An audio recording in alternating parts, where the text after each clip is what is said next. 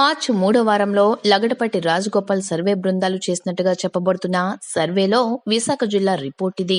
2-3 స్థానాల్లో వైసీపీ 3వ ప్లేస్ లోకి వెళ్లబోతోంది. జనసేన చాలా తీవ్ర నష్టాన్ని వైసీపీకి కలుగజేస్తుంది. జనసేన అధినేత పవన్ కళ్యాణ్ పోటీ చేస్తున్న గాజువాకలో టీడీపీ జనసేన మధ్య పరిస్థితి హోరాహోరీగా ఉంది. ఇక్కడ వైకాపా 3వ ప్లేసే. మాజీ పీఆర్పీ నేత పల్లా శ్రీనివాసరావు ఆ తర్వాత టీడీపీలో చేరి గాజువాక నుంచే ఎమ్మెల్యే అయ్యారు. పల్లా విశాఖ లోక్సభ పోటీ చేసినప్పుడు ఇక్కడ పీఆర్పీ అభ్యర్థిగా పోటీ చేసిన వెంకట్రామయ్య భారీ మెజార్టీతో విజయం సాధించారు. పల్లాది యాదవ సామాజిక వర్గం, పవన్ కు కాపు సామాజిక వర్గం అండ ఉంటుంది. అయితే పవన్ కు ఉన్న ఆకర్షణతో పల్లాకు ఇబ్బందికర పరిస్థితులు తప్పవు. వైసీపీ ఇక్కడ 3వ స్థానంలో ఉండే అవకాశం ఉంది. గాజువాకలో పవన్ గెలవచ్చు, కానీ వార్ వన్ సైడ్ కాదని చెప్పొచ్చు.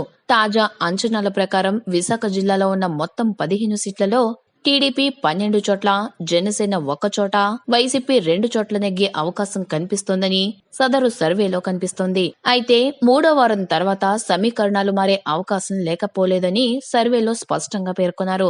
అందులో ఉన్న వివరాల ప్రకారం ఏ సీటు ఎవరు గెలుస్తారంటే భీమిలి టీడీపీ, విశాఖపట్నం తూర్పు టీడీపీ, విశాఖపట్నం దక్షిణం టీడీపీ, విశాఖపట్నం ఉత్తరం టీడీపీ, విశాఖపట్నం టీడీపీ, గాజువాక జనసేన, చోడవరం వైసీపీ, మాడుగుల టీడీపీ, అరకు వైసీపీ, పాడేరు టీడీపీ, అనకాపల్లి టీడీపీ, పెందుర్తి టీడీపీ, యలమంచిలి టీడీపీ, పాయకరావుపేట టీడీపీ, నర్సీపట్నం టీడీపీ గెలుస్తాయని తెలుస్తోంది. విశాఖ జిల్లా తెలుగుదేశం పార్టీకి ఓ విధంగా కంచుకోట లాంటిది. పార్టీ పెట్టినప్పటి నుంచి మంచి ఫలితాలను సాధిస్తూనే ఉంది.